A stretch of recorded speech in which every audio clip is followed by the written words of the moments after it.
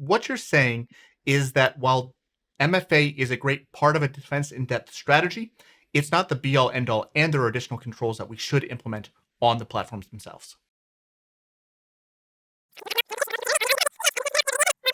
Hey Ryan, tell us a little bit about why perimeter controls like MFA are part of a broader security strategy, but not the last line of defense.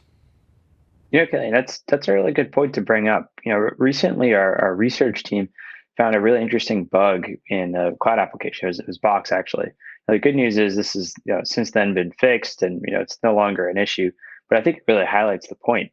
What the researchers had found is while a user could be enrolled in multi-factor authentication using something like TOTP to log into the Box environment, um, it didn't necessarily prevent somebody like an attacker from actually unenrolling the user. So they could go ahead and unenroll the user from MFA, and then if they had the correct username and the password, they could log in directly without, again, MFA being needed.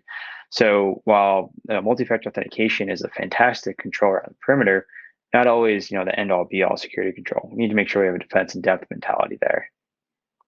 That was really cool research that they did. And if anybody's interested, we have a blog about it and another video actually on our YouTube page that goes into a little bit more technical depth. But with that in mind, assuming that organizations will still face this type of threat, or if there are other types of bypass attacks out there, what are some recommendations you can make for them to implement additional defense in-depth controls?